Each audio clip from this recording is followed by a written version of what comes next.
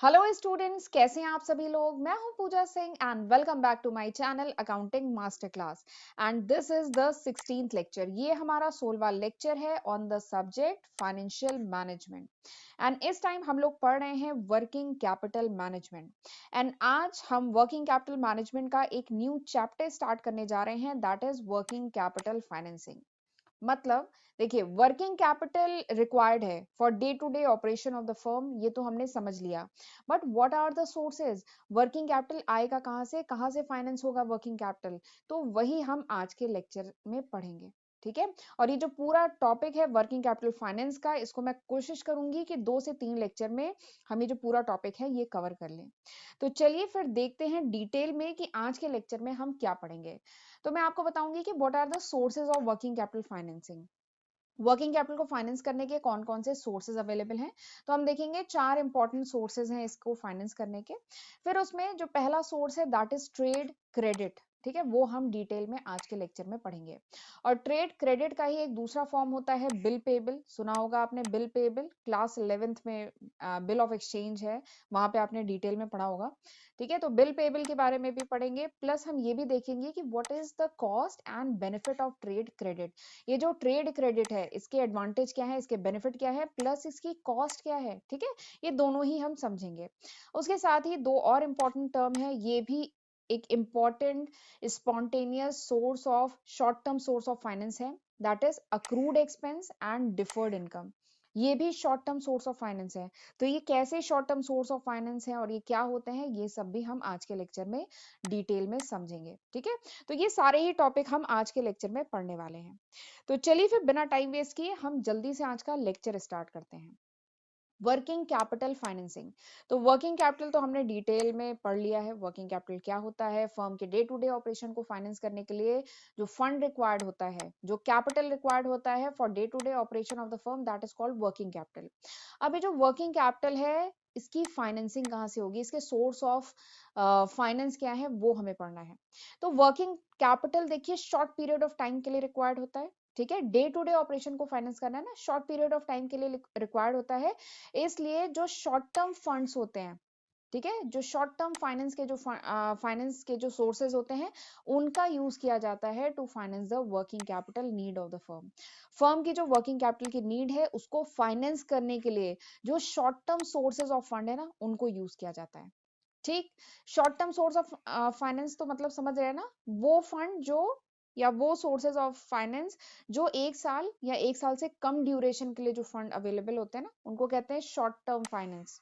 ठीक है, जो लंबे समय के लिए हम फंड रेस करते हैं वो लॉन्ग टर्म फंड होते हैं। ठीक है, शॉर्ट टर्म मतलब 1 साल से कम ड्यूरेशन के लिए फंड जो हम रेस कर रहे हैं that is short term fund. ठीक है, अब ये जो वर्किंग कैपिटल फाइनेंस की जो हम बात कर रहे हैं, इसके सोर्सेस क्या हैं, इसके शॉर्ट टर्म सोर्सेस क्या हैं, तो ये 4 इंपॉर्टेंट सोर्सेस हैं। ठीक है, जिसमें ये जो पहला और दूसरा सोर्सेस है ना ये काफी पहले से यूज किया जा रहा है और ये बहुत ही important significant short term source of finance है।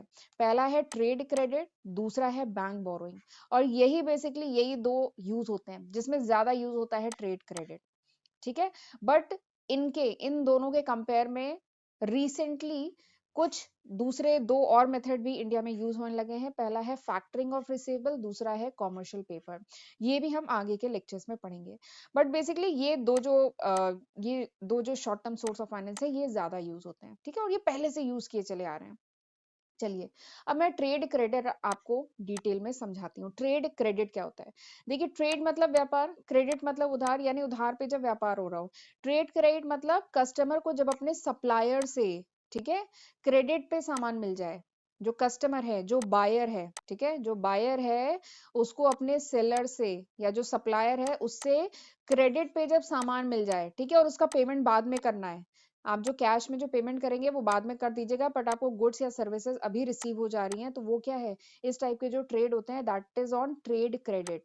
तो ट्रेड क्रेडिट क्या होता है, credit that a customer get, वो क्रेडिट जो कस्टमर को मिलता है from it supplier for goods, goods के लिए in the normal course of business, यानी गुड्स अभी ले जाओ उसका पेमेंट कुछ समय बाद कर देना, दैट इज ट्रेड क्रेडिट। ठीक है, और इसमें क्या होता है, जो बाइंग फर्म होते हैं उसे कैश इमीडिएटली नहीं पे करना है। जैसे ही परचेजिंग हुई, ठीक है, कैश गुड्स उसके पास आ जाएंगे, लेकिन उसको कैश को तुरंत पेमेंट नहीं करना है। There is deferral of payment. Deferral मतलब क्या होता है? ये वर्ड डिफरल मतलब क्या होता है? डिफरल मतलब होता है पोस्टपोन या टालना। पेमेंट आप कुछ समय बाद कर लीजिए, ठीक है, तो वही होता है ट्रेड क्रेडिट। तो सोचिए ये कितना बढ़िया तरीका है, ये तो short term source of finance बन गया ना। यहाँ पे देखिए बायर को पैसे की जरूरत कब पड़ेगी? बायर को तो पैसे की जरूरत तभी पड़ेगी ना जब इसको तुरंत सेलर को पेमेंट करना है। बट सेलर खुद कह दे रहा है कि चलो तुम हमारे पुराने कस्टमर हो, हमेशा सामान लेते हो, तो ठीक है तुम 1 महीने बाद पेमेंट कर देना, इस तारीख को तुम मुझे पेमेंट कर देना। तो यानी बायर को तुरंत पेमेंट ही नहीं करना, 1 महीने का बायर को टाइम मिल गया। तो ये अपने आप क्या हो गया? Short term finance, short term source of finance. यहाँ पे बायर को 1 महीने का समय मिल गया, तो बायर को तुरंत पैसा नहीं देना है, 1 महीने बाद देना है। और 1 महीने बाद क्या पता बायर के पास से किसी दूसरे कस्टमर का पेमेंट आ जाए, तो बायर के पास पैसा कलेक्ट हो जाएगा और वो सेलर को दे देगा। तो इसी तरीके से ये जो ट्रेड क्रेडिट है ना, बहुत important short term source of finance है, जो अधिकतर यूज किया जाता है, इंडिया में तो बहुत यूज किया जाता है। ठीक है, तो ये एक मेजर सोर्स ऑफ फाइनेंस है फॉर फर्म्स। इवन 1/3 जो शॉर्ट टर्म फाइनेंसिंग के जितने सोर्सेज हैं, ठीक है, उसमें 1/3 जो कह लीजिए जितने भी फाइनेंस के सोर्सेज हैं उसमें 1/3 जो कंट्रीब्यूशन है ना, वो ट्रेड क्रेडिट का ही है। और स्पेशली फॉर स्मॉल फर्म, जो छोटी कंपनीज हैं, जो स्मॉल फर्म्स हैं, वो अधिकतर ट्रेड क्रेडिट ही उनका short term source of finance जो है ना, ट्रेड क्रेडिट ही है। क्योंकि देखिए बैंक से लोन लेना दूसरा जो ऑप्शन है, दूसरा जो मेथड है, वो अभी मैं अगले लेक्चर में पढ़ाऊंगी कि बोरोइंग फ्रॉम बैंक, बैंक से बोरो करना। तो बैंक से बोरो करने में तो बहुत सारी फॉर्मेलिटीज होंगी, ठीक है, और टाइम भी लगेगा, प्लस फॉर्मेलिटीज भी बहुत सारी होंगी। ठीक है, या अभी मैं जो दूसरे और सोर्सेज बताऊंगी, कॉमर्शियल पेपर है या जो फैक्टरिंग है, उसमें भी टाइम भी लगेगा और प्लस उसमें फॉर्मेलिटीज है। जबकि ट्रेड क्रेडिट जो है ना, ट्रस्ट पे चलता है। जो ट्रेड क्रेडिट है, यहाँ पे बायर और सेलर बहुत लंबे टाइम से एक दूसरे से ट्रेड कर रहे हैं, तो इनमें एक ट्रस्ट, एक कॉन्फिडेंस और एक अच्छा रिलेशनशिप एस्टेब्लिश हो जाता है। तो सप्लायर ने इसको सामान दिया और उसके बदले में कहता है कि तुम्हें मैं इतने दिन का समय दे रहा हूँ, इतने दिन में मुझे कैश का पेमेंट कर देना। ठीक है, तो ये एक बहुत important short term source of finance है। ठीक है, तो ये वर्किंग कैपिटल फाइनेंसिंग का एक इंपॉर्टेंट सोर्स है ट्रेड क्रेडिट। और ट्रेड क्रेडिट जो है ना, this is an informal arrangement, ये एक इनफॉर्मल अरेंजमेंट है between buyer and seller. Buyer और सेलर के बीच में इनफॉर्मल अरेंजमेंट है। यहाँ पे जो सेलर होता है वो बायर को गुड्स भेजता है क्रेडिट पे, और बायर एक्सेप्ट करता है और अग्री होता है कि उस ड्यू डेट को, और जो इनवॉइस में जो टर्म्स लिखी हैं, ठीक है, और जो अमाउंट लिखा है उतना अमाउंट बायर उस तारीख को सेलर को पे कर देगा। तो सेलर इसको गुड्स भेज देता है, साथ में इनवॉइस भेजता है, और इनवॉइस पे भी जो भी टर्म कंडीशन होती है वो बायर एक्सेप्ट करता है, और फिर उसके अकॉर्डिंग जो भी ड्यू डेट है उस पे वो अमाउंट पे करता है। तो दिस इज ट्रेड क्रेडिट। यहाँ पे कोई लीगल डॉक्यूमेंट साइन नहीं होता है। ठीक है, ट्रेड क्रेडिट में कोई भी लीगल इंस्ट्रूमेंट नहीं है, इसमें कोई भी लीगल डॉक्यूमेंट नहीं साइन होता है, and it is not formally acknowledge as डेप्ट, इसे कोई फॉर्मली इसे डेप्ट इसे नहीं एक्नॉलेज किया गया है। तो दिस इज ट्रेड क्रेडिट। ये जो मैं बता चुकी हूँ कि यहाँ पे एक ट्रेड लिंक, एक म्यूचुअल कॉन्फिडेंस, एक म्यूचुअल अंडरस्टैंडिंग स्टैब्लिश हो जाती है बिटवीन बायर एंड सेलर। जो दो पार्टीज हैं बायर एंड सेलर, इनके बीच में एक mutual confidence, mutual understanding establish हो जाती है, और उसके बेसिस पे ये ट्रेड करते हैं। और ये एक बहुत important source of short term finance है फॉर बायर। ठीक, चलिए आगे बढ़ते हैं। अब ये जो ट्रेड क्रेडिट है ना, इसी का एक दूसरा फॉर्म है, that is bill payable. Trade credit का ही एक दूसरा फॉर्म है, दैट इज बिल पेबल। और ये बिल पेबल आपने डिटेल में पढ़ा होगा, कहाँ पर? क्लास 11th में। क्लास 11th में बिल ऑफ एक्सचेंज एक चैप्टर है जहाँ पे आपने डिटेल में बिल पेबल, बिल रिसीवेबल ये सब पढ़ा था, तो वहां पे आपने पढ़ा होगा बिल पेबल। तो ट्रेड क्रेडिट का एक दूसरा फॉर्म है बिल पेबल, जहाँ पे क्या होता है, ये दो पार्टीज है, ये यहाँ पे है बायर एंड सेलर। यहाँ पे दो पार्टीज हैं। जो बायर होता है वो बिल को साइन करता है, ये जो सेलर है, ठीक है, ये बिल इशू करता है, और ये बायर जो होता है बिल को साइन करता है। और ये जो बिल होता है ना, दिस इज अ फॉर्मल, मतलब एक्नॉलेजमेंट है, ये एक फॉर्मल इंस्ट्रूमेंट है। ठीक है, यहाँ, और ये एक निगोशिएबल इंस्ट्रूमेंट है। ठीक है, और बायर इसको साइन करता है to obtain that trade credit. ठीक है, उस ट्रेड क्रेडिट को ऑब्टेन करने के लिए बायर उस बिल पेबल को साइन करता है। ठीक है, और बायर की बैलेंस शीट में ये जो बिल पेबल है, ये क्या है? This is an liability. Buyer ने सामान खरीद लिया, सेलर ने इसको सामान दे दिया, उसके साथ ये जो बिल पेबल है ये भी दिया, और बायर ने इसको साइन किया, और ये जो बिल पेबल है बायर के लिए लायबिलिटी है, क्योंकि ये अमाउंट, जो भी बिल पेबल पे जो भी अमाउंट है, वो उसको स्पेसिफाइड फ्यूचर डेट पर किसको पे करना है, सेलर को पे करना है, जो भी स्पेसिफाइड अमाउंट है और स्पेसिफाइड फ्यूचर डेट को वो जो अमाउंट है वो सेलर को उसे पे करना है। तो ये बेसिकली क्या है, ये एक फॉर्मल इंस्ट्रूमेंट है। यहाँ पे ये जो बिल है this is a formal acknowledgement है, जिसमें जो बायर है उस पर ऑब्लिगेशन है कि उसे रीपे करना है, उसे वापस करना है जो भी आउटस्टैंडिंग अमाउंट है। ट्रेड क्रेडिट में भी वही होता है, बट वो एक इनफॉर्मल इंस्ट्रूमेंट है, ठीक है। और ये जो बिल पेबल है this is a negotiable, this is a formal instrument, ये फॉर्मल इंस्ट्रूमेंट है, ठीक है। और ये जो बिल पेबल है इसका बेसिकली तब यूज किया जाता है जब बायर और सेलर में कह लीजिए ऐसी अंडरस्टैंडिंग नहीं है, या बायर कोई नया पर्सन है, कोई नई पार्टी है जिससे पहली बार ट्रेड कर रहे हैं, तो बेटर है कि बिल क्यों रिस्क लिया जाए, इससे बढ़िया है बिल पेबल इशू किया जाए, ठीक है। जब सेलर लेस श्योर हो about the buyer's willingliness and ability to pay, buyer willing मतलब बायर विलिंग एंड एबल है कि नहीं पे करने के लिए, जब सेलर उसके बारे में श्योर ना हो, या बेसिकली जब कोई नई पार्टी हो, बायर कोई नई पार्टी हो, तब ये बिल पेबल यूज किया जाता है। नहीं तो फिर बाद में तो म्यूचुअल अंडरस्टैंडिंग बन जाती है बायर सेलर के बीच में, तो फिर ट्रेड क्रेडिट होता है, ठीक है। चलिए आगे बढ़ते हैं। ये बिल पेबल ट्रेड क्रेडिट ही है, ठीक है, बस उसी का एक फॉर्म है, उसी का कह लीजिए एक फॉर्मल इंस्ट्रूमेंट है ये, ठीक है, जहाँ पे एक लीगल डॉक्यूमेंट है। ये जो बिल पेबल है this is a legal document, ठीक।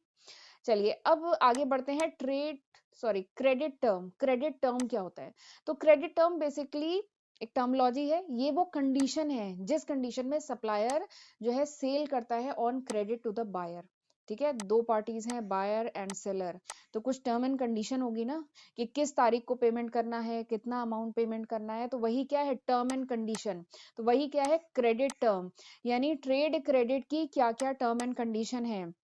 सेलर सेल करेगा ऑन क्रेडिट, क्रेडिट पे सेल करेगा बायर को, और बायर को क्या करना है, बायर को, सेलर ने इसको सामान बेचा और बायर को इसे जो भी अमाउंट है वो पे करना है, ठीक है। तो किस टर्म एंड कंडीशन में उसे पे करना है, कितना अमाउंट पे करना है, ड्यू डेट क्या है, कितनी तारीख को पे करना है, कोई कैश डिस्काउंट मिल रहा है कि नहीं मिल रहा है, सारी चीजें जो होती हैं इनको कहा जाता है क्रेडिट टर्म, ठीक है। अच्छा वैसे कैश डिस्काउंट कब मिलता है? अगर तुरंत कैश में पेमेंट कर दिया जाए, बायर ने कोई सामान खरीदा सेलर से और उसके बदले में तुरंत कैश में पेमेंट कर रहा है, तो कैश डिस्काउंट मिलता है। बट अगर क्रेडिट ट्रेड क्रेडिट ले रहा है, ठीक है, तो उस केस में कैश डिस्काउंट नहीं मिलता है। चलिए आगे बढ़ते हैं। अब हम डिस्कस करते हैं एक बहुत important point, that is benefit and cost of trade credit. ये जो ट्रेड क्रेडिट है इसका बेनिफिट क्या है, एडवांटेज क्या है, और इसकी कॉस्ट क्या है, इसका कुछ खर्चा है, ठीक है। तो पहले एडवांटेज की बात करते हैं। तो सबसे पहला जो एडवांटेज है, सबसे सबसे पहला जो बेनिफिट है ट्रेड क्रेडिट का, वो ये है कि इजी अवेलेबिलिटी, कितना आसान है ना, as compare to the other sources of finance, as compare to the other short term sources of finance, trade credit बहुत आसानी से मिल जाता है, ठीक है। मार्केट में इतना ज्यादा कंपटीशन है, ठीक है, सेलर के पास बहुत सारे बाय मतलब क्या बोलते हैं, जो बायर है उसके पास बहुत सारे सेलर अवेलेबल हैं, ठीक है, तो बायर किसी दूसरे सेलर से सामान ले लेगा, ठीक है। तो इसलिए मार्केट में इतना ज्यादा कंपटीशन है ना, तो इसलिए सेलर यहाँ पे क्या करता है, थोड़ा सा फैसिलिटी देता है कि तुम सामान अभी ले जाओ, पैसा दे देना बाद में, ठीक है। तो इसलिए ये जो ट्रेड क्रेडिट है ना, ये इजिली अवेलेबल है as compare to other sources. जैसे दूसरा सोर्स क्या था, बोरोइंग फ्रॉम बैंक, बैंक से बोरो करना, तो बैंक से बोरो करना तो बहुत सारी फॉर्मेलिटीज हैं, प्लस टाइम जो लगेगा वो अलग लगेगा, ठीक है। तो उसके कंपेयर में जो ट्रेड क्रेडिट है दैट इज इजिली अवेलेबल, तो ये पहला इसका एडवांटेज है। दूसरा एडवांटेज क्या है, फ्लेक्सिबिलिटी। ये जो ट्रेड क्रेडिट है इसमें फ्लेक्सिबिलिटी भी है, क्योंकि देखिए यहाँ पे क्या होता है, बायर और सेलर के बीच में एक अंडरस्टैंडिंग, एक म्यूचुअल कॉन्फिडेंस बन जाता है, तो थोड़ी सी फ्लेक्सिबिलिटी भी होती है, ठीक है। मतलब सपोज करिए 1% अगर बायर टाइमली पेमेंट नहीं कर पाता है, तो ठीक है सेलर मतलब उसकी कॉस्ट थोड़ी बढ़ा देगा, ठीक है। बट थोड़ा सा यहाँ पे फ्लेक्सिबिलिटी रहती है ट्रेड क्रेडिट में, क्योंकि ये कोई बहुत फॉर्मल इंस्ट्रूमेंट नहीं है, ठीक है। तो there is a flexibility. Plus जैसे जैसे फर्म की सेल बढ़ती जाती है, जैसे जैसे इसकी सेल बढ़ती जाएगी सेलर की, वैसे वैसे ट्रेड क्रेडिट भी बढ़ता जाता है, ट्रेड क्रेडिट भी ग्रो होता जाता है, ठीक है। तो यहाँ पे फ्लेक्सिबिलिटी होती है थोड़ी। तीसरा जो इसका बेनिफिट है दैट इज इनफॉर्मेलिटी। बताया था ट्रेड क्रेडिट कोई फॉर्मल इंस्ट्रूमेंट नहीं है, it is an informal spontaneous source of finance. ये एक इनफॉर्मल इंस्ट्रूमेंट है, informal spontaneous source of finance है। यहाँ पे कोई फॉर्मल अग्रीमेंट, कोई लीगल डॉक्यूमेंट साइन नहीं होता है। तो ये तो बहुत अच्छा है, दो पार्टीज अपने म्यूचुअल अंडरस्टैंडिंग, अपने म्यूचुअल कॉन्फिडेंस से ट्रेड कर रही हैं, दोनों की आपसी सहमति से, आपस में अंडरस्टैंडिंग के साथ। कभी अगर सेलर के साथ कोई प्रॉब्लम होती है तो बायर सपोर्ट कर देता है, ठीक है, बायर के साथ कोई प्रॉब्लम है, सेलर सपोर्ट कराए, तो आपस में ये म्यूचुअल अंडरस्टैंडिंग से होता है। तो it there is an informal, मतलब ये जो इनफॉर्मल एक अरेंजमेंट है दो पार्टीज के बीच में, तो ये एक बहुत बढ़िया स्पॉन्टेनियस सोर्स ऑफ फाइनेंस है। तो ये इसके फायदे हैं। अब जरा कॉस्ट की बात कर लें, तो वैसे तो देखने में लग रहा होगा कि इट्स फ्री ऑफ कॉस्ट, ऐसे ही देखने में लग रहा है ना, यहाँ पे कॉस्ट की तो कहीं बात ही नहीं हुई। ट्रेड क्रेडिट में मैंने आपको बताया कि दो पार्टीज हैं, बायर सेलर। बायर ने इससे सामान खरीदा, सामान गुड्स जो है वो डिलीवर हो गए, और उसके बदले में जो सेलर है उसने बायर को बोला है कि तुम अच्छा अभी पेमेंट नहीं, बट 1 महीने बाद या जो भी डेट डिसाइड होती है 15 दिन बाद आप पेमेंट कर देंगे। तो यहाँ पे बायर को थोड़ा सा समय मिल गया, ठीक है। तो एक सोर्स ऑफ फाइनेंस है, source of short term source of finance है, बट इसमें कॉस्ट की तो कहीं बात ही नहीं हुई है, ठीक है। तो ऐसा देखने में लग रहा होगा कि जो ट्रेड क्रेडिट है ये cost free source of finance है, यहाँ पे कोई खर्चा नहीं है। अगर आप बैंक से बोरो करते हैं तो वहां पे क्या लगता है, इंटरेस्ट लगता है। बैंक से पैसा लेंगे वहां पे इंटरेस्ट लगेगा, बट ट्रेड क्रेडिट देखने में तो ऐसा लग रहा है कि ये कॉस्ट फ्री है, यहाँ पे तो कोई इंटरेस्ट ही नहीं लग रहा है। बट बता दे, इट्स नॉट कॉस्ट फ्री, ये कॉस्ट फ्री नहीं है। यहाँ पे कोई एक्सप्लिसिट इंटरेस्ट चार्ज नहीं है, यहाँ पे कोई डायरेक्ट आपको क्लियर इंटरेस्ट चार्ज नहीं दिख रहा है, but there is implicit cost. Explicit नहीं है लेकिन यहाँ पे इम्प्लिसिट कॉस्ट है, यानी एक अनक्लियर, एक हिडन मतलब कॉस्ट है। वो कॉस्ट क्या है, देखिए, जो बायर है उसने सेलर से सामान खरीदा, ठीक है, और अगर इस सामान का तुरंत कैश में पेमेंट कर देगा तो बायर को क्या मिलेगा, कैश डिस्काउंट मिलेगा, ठीक है। तो उससे क्या होगी, प्रोडक्ट की कॉस्ट कम हो जाएगी, ठीक है। 100 रुपए का सामान है, अगर तुरंत पेमेंट कर दो तो वो 95 रुपए का पड़ेगा, ठीक है। लेकिन अगर आप ट्रेड क्रेडिट ले रहे हो, उसका पेमेंट आप 1 महीने 15 दिन बाद कर रहे हैं, तो क्या वही कॉस्ट आपको पड़ेगी, नहीं। 100 रुपए का सामान है तो बल्कि 100 रुपए या शायद 102 रुपए या 105 रुपए आपको पड़ेगा, ठीक है। तो उसमें कॉस्ट बढ़ जाती है, जो प्रोडक्ट है ना उसकी कॉस्ट बढ़ जाती है। तो this is the cost of trade credit, ये है ट्रेड क्रेडिट का खर्चा। यहाँ पे कोई मतलब एक्सप्लिसिट इंटरेस्ट चार्ज नहीं है, कोई सामने दिखने वाला कोई इंटरेस्ट चार्ज नहीं होता है, but there is an implicit cost. यहाँ पे इम्प्लिसिट कॉस्ट होती है, यहाँ पे जो कॉस्ट होती है क्रेडिट की वो ट्रांसफर होती है बायर पे, ट्रांसफर होती है थ्रू इंक्रीज प्राइस। यहाँ पे प्राइस बढ़ जाती है प्रोडक्ट की। तुरंत कैश में पेमेंट करोगे तो कैश डिस्काउंट पाओगे, समय लगाओगे पेमेंट में तो फिर सामान की प्रोडक्ट की जो कॉस्ट है थोड़ी सी बढ़ जाएगी, ठीक है। तो उस मतलब उस तरीके से ट्रेड क्रेडिट का खर्चा निकाला जाता है, ठीक है। तो जो बायर है he should be aware of the cost of trade credit, trade credit की क्या कॉस्ट है बायर को मतलब पता होना चाहिए, ठीक है। और फिर उसी के हिसाब से वो इंटेलिजेंटली अपना फाइनेंसिंग का डिसीजन ले, नहीं इस बात को जो कॉस्ट है उसको इग्नोर करेगा तो जो डिसीजन होगा वो गलत हो जाएगा। तो कॉस्ट प्लस बेनिफिट दोनों को प्रॉपर बैलेंस करके डिसीजन लेना चाहिए फर्म को कि ट्रेड क्रेडिट का हम यूज करें कि ना करें, ठीक। चलिए आगे बढ़ते हैं। अच्छा, आगे बढ़ने से पहले मैं आपको बताना चाहती हूँ कि this is the list of subject, ये वो लिस्ट ऑफ सब्जेक्ट हैं जो मैं आज की तारीख मतलब जनवरी 2022 तक अपने चैनल पे अपलोड कर चुकी हूँ, ठीक है। एक्चुअली हर दिन मेरे साथ काफी नए स्टूडेंट्स जुड़ रहे हैं, तो उनको कंफ्यूजन होता है कि मैं कौन से सब्जेक्ट कवर कर चुकी हूँ, कौन से नहीं कवर हुए हैं। तो इसीलिए ये लिस्ट ऑफ सब्जेक्ट है जो मैं अपलोड कर चुकी हूँ अपने चैनल पे, सेपरेट प्लेलिस्ट बनाई हुई है मेरे चैनल पे मैंने। तो इसीलिए आप मेरे चैनल पे जाइए, प्लेलिस्ट चेक करिए, तो आपको सबकी इन सारे सब्जेक्ट की सेपरेट प्लेलिस्ट मिलेगी मेरे चैनल पे, ठीक है। बट ये आज की तारीख तक है, जनवरी 2022 तक। अगर ये वीडियो आप कुछ महीने बाद देख रहे हैं या अगले साल देख रहे हैं तो इसमें कई और नए सब्जेक्ट होपफुली मैं ऐड कर चुकी होंगी। जैसे मैं इस समय फाइनेंशियल मैनेजमेंट पढ़ा रही हूँ, मैंने इसमें financial management list of subject में नहीं लिखा है क्योंकि अभी मैंने इसे कंप्लीट नहीं करा है। जब मैं फाइनेंशियल मैनेजमेंट कंप्लीट करा दूंगी तो उसको भी इसमें जोड़ दूंगी। उसके बाद शायद मैं इनकम टैक्स प्लान कर रही हूँ कि इनकम टैक्स पढ़ाऊंगी, प्रिंसिपल्स ऑफ मैनेजमेंट पढ़ाना है, ऑडिटिंग पढ़ाना है, बहुत सारे सब्जेक्ट पाइपलाइन में है। तो और फिर मतलब कुछ और भी एमसीक्यूज मैं कराने का सोच रही हूँ। तो लिस्ट बहुत लंबी है। तो बस मैं यही चाहती हूँ कि ये जो मैं वीडियो लेक्चर्स अपलोड कर रही हूँ ये मैं आपके लिए कर रही हूँ, तो इनका जरूर फायदा उठाइए और इनकी हेल्प से पढ़िए, खुद भी पढ़िए और अपने फ्रेंड्स के साथ भी इनको ज्यादा से ज्यादा शेयर करिए, ठीक है। और चैनल पे फर्स्ट टाइम आए हैं तो चैनल को जरूर सब्सक्राइब करिएगा, नोटिफिकेशन बेल भी प्रेस करना बहुत जरूरी होता है ताकि जब भी मैं कोई नया वीडियो डालूं आपको नोटिफिकेशन मिल जाए, राइट। तो चलिए फिर आगे बढ़ते हैं। अब मैं बताती हूँ आपको accrued expense and deferred income. तो ये जो दो टर्म है, accrued expense and deferred income, ये आपने कहाँ पढ़ा था? ये आपने जब क्लास 11th में आपने अकाउंटेंसी, ये जो नया पेपर आपके सामने आया था अकाउंटेंसी का क्लास 11th में, जब आपने पहली बार पढ़ा था, तब इनिशियली फर्स्ट यूनिट में आप पढ़ते हैं ना टर्मोलॉजीज, फाइन मतलब अकाउंटेंसी के जितने नए टर्मोलॉजीज हैं, तो वहां पे आपने ये टर्म पढ़ा होगा, accrued expense and deferred income, सबसे पहले आपने वहीं पे पढ़ा होगा। ठीक है, तो फिर से देखिए अब आपके सामने वही टर्म्स आ गए हैं, accrued expense and deferred income. इन दोनों टर्म में बच्चे बहुत कंफ्यूज होते हैं। तो अक्रूड एक्सपेंस एंड ये जो डिफर्ड इनकम जो आपने पढ़ा है पहले भी, ये दोनों भी बहुत important spontaneous source of short term finance है। शॉर्ट टर्म के लिए अगर फाइनेंस की जरूरत होती है तो ये मतलब फाइनेंस के लिए ये भी दो इंपॉर्टेंट सोर्सेज हैं, accrued expense and deferred income. ठीक है, even accrued income, accrued expense की अगर मैं बात करूं तो ये तो ऑटोमेटिक सोर्स है, क्योंकि इसके नाम में ही क्या है, अक्रूड एक्सपेंस, यानी इसमें क्या है, फर्म सर्विस पहले लेती है, पेमेंट उसका बाद में करती है।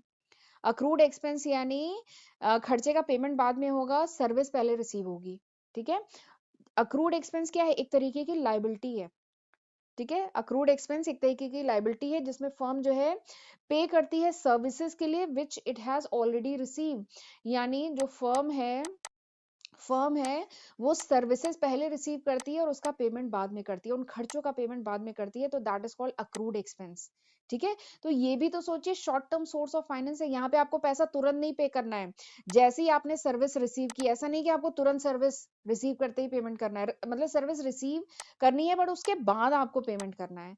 तो इसमें भी क्या है, जो फर्म है उसको समय मिल गया पेमेंट के लिए। ठीक है, तो ये भी क्या है, spontaneous source of short term finance है।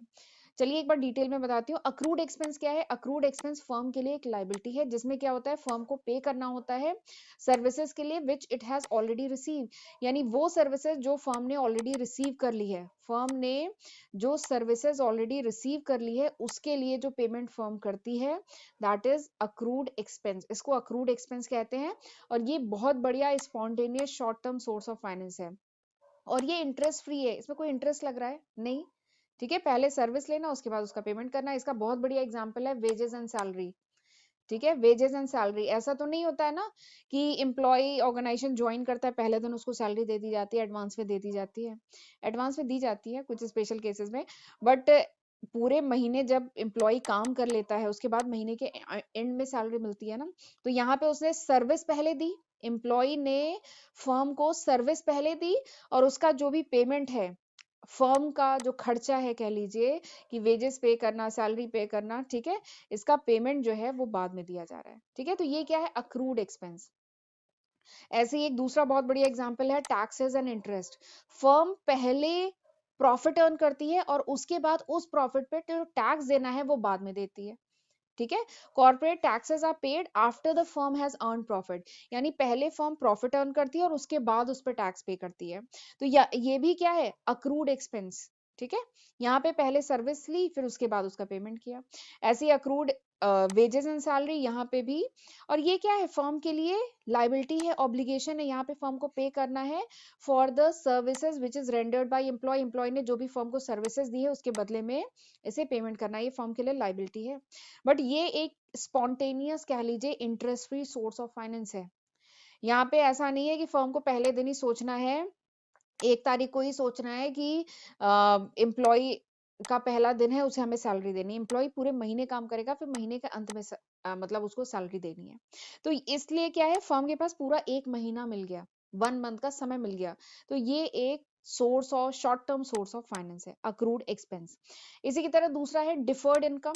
डिफर्ड इनकम मतलब होता है एडवांस पेमेंट जो रिसीव होती है, दैट इज डिफर्ड इनकम। ठीक है, डिफर्ड इनकम जो भी फंड रिसीव होता है एडवांस में, ठीक है, वैसे नाम से ही समझ में आ रहा है, एडवांस पेमेंट रिसीव, यानी जो भी एडवांस पे पेमेंट रिसीव हो जाए फॉर गुड्स एंड सर्विसेज, वो गुड्स एंड सर्विसेज जिसका हम जो हम देंगे फ्यूचर में, जिसकी हम सप्लाई फ्यूचर में करेंगे। ठीक है, जैसे कोई सेलर है, ठीक है, जैसे कोई सेलर है, उसको पहले एडवांस में पेमेंट मिल गया, उसको जो भी इनकम है ना वो एडवांस में मिल गई है, और उसके लिए वो जो भी गुड्स या जो भी सर्विसेज उसे देनी है वो उसको आगे देगा, फ्यूचर में देगा। तो ये क्या है, एडवांस। पेमेंट रिसीव, ठीक है, या कह लीजिए डिफर्ड इनकम। तो ये भी तो एक important short term source of finance है। सेलर को एडवांस में पैसे मिल गए तो ये तो बहुत बढ़िया है, सेलर के पास कैश आ गया, लिक्विडिटी बढ़ गई, तो जो भी उसको प्रोडक्शन के लिए जो वर्किंग कैपिटल की रिक्वायरमेंट थी ना वो तो फुलफिल हो गई। ठीक है, ये बात समझ में आ रही है ना। एडवांस पेमेंट रिसीव, अगर कोई सेलर है उसे कुछ बहुत बड़ा कॉन्ट्रैक्ट मिला है, कुछ सपोज करिए एग्जाम्पल लेते हैं, कुछ हाईवेज वगैरह बनाना या कोई बड़ा कोई कॉन्ट्रैक्ट है, कोई बिल्डिंग बनाना, कुछ वैसा मतलब कॉन्ट्रैक्ट मिला है, तो उसे अगर एडवांस पेमेंट रिसीव हो गई है, थोड़ी सी कुछ एडवांस पेमेंट रिसीव हो गई है, तो अब जो उसके पास कैश की प्रॉब्लम थी, लिक्विडिटी की प्रॉब्लम थी, वो तो सॉल्व हो गई ना, क्योंकि वर्किंग कैपिटल का अरेंजमेंट हो गया उसके पास, क्योंकि उसे एडवांस पेमेंट रिसीव हो गई। और वो जो गुड्स एंड सर्विसेज है वो कुछ समय बाद वो बना के देगा, क्योंकि ये जो बड़े बड़े प्रोजेक्ट्स होते हैं उनमें बनने में भी समय लगता है। ठीक है, तो ये क्या है, ये भी एक बहुत बढ़िया डिफर्ड इनकम जो है, ये भी एक spontaneous source of short term source of finance है। और ये जनरली एक्सपेंसिव प्रोडक्ट्स जो होते हैं ना, उनमें जनरली ये यूज किया जाता है, यहाँ पे थोड़ा सा आपको एडवांस में पेमेंट करना पड़ेगा, जैसे बॉयलर्स हुए या कंपनी की बड़ी बड़ी मशीनरीज हैं जो हम ऑर्डर देके बनवाते हैं, ठीक है, या अगर कोई बहुत बड़े बड़े कॉन्ट्रैक्ट हैं, ठीक है, तो वहां पर ये यूज किया जाता है डिफर्ड इनकम। ठीक, और ऐसे केसेस में क्या होता है, जो सप्लायर होता है, जो सेलर होता है ना, वो स्ट्रॉन्ग बार्गेनिंग पोजीशन में होता है। ठीक है, एक खास बात है कि जो सेलर होता है वो स्ट्रॉन्ग बार्गेनिंग पोजीशन में होता है एज कंपेयर टू बायर, यानी सेलर स्ट्रॉन्ग पोजीशन में है, वो बोलेगा मुझे एडवांस पेमेंट दो तब सामान बना के देंगे। ठीक है, जो बायर है वो इतनी स्ट्रॉन्ग पोजीशन में नहीं है, वरना बायर क्यों एडवांस में पैसा देगा, सामान बना के दो फिर हम पैसा देंगे ना। बट यहाँ पे क्या है, सेलर स्ट्रॉन्ग पोजीशन में होता है। यहाँ ऐसे जगह जहाँ पे सप्लाई कम है, वहां पे सेलर स्ट्रॉन्ग पोजीशन में होता है, वो बोलता है पहले एडवांस पेमेंट थोड़ा सा करो तब हम सामान बना के देंगे। ठीक है, तो ये भी एक spontaneous short term source of finance है। और एक खास बात और है कि ये जो पेमेंट सप्लायर सेलर को जो पेमेंट मिलता है ना, this is not recorded as revenue.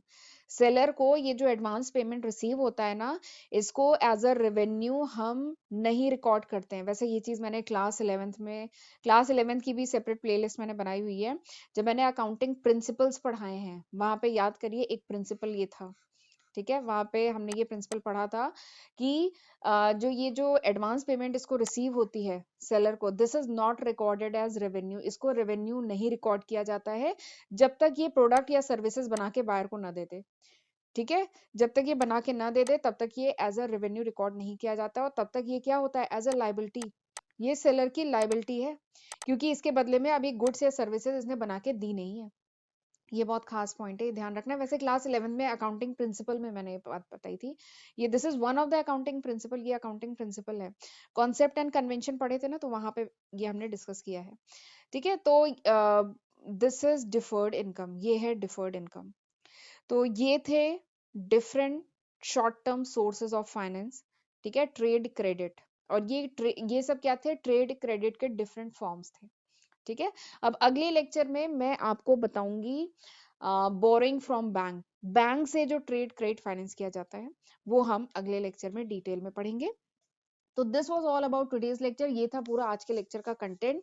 I hope आज जो मैंने पढ़ाया है आपको अच्छे से समझ में आया होगा। तो कैसा लगा आज का lecture, how was this lecture, आपको समझ में आया कि नहीं आया? ठीक है, प्लीज मुझे कमेंट सेक्शन में जरूर बताइएगा, और वीडियो पसंद आए तो लाइक करना मत भूलिएगा। ठीक है, तो चलिए मिलते हैं अगले लेक्चर में, तब तक अपना ध्यान रखिएगा। God bless you.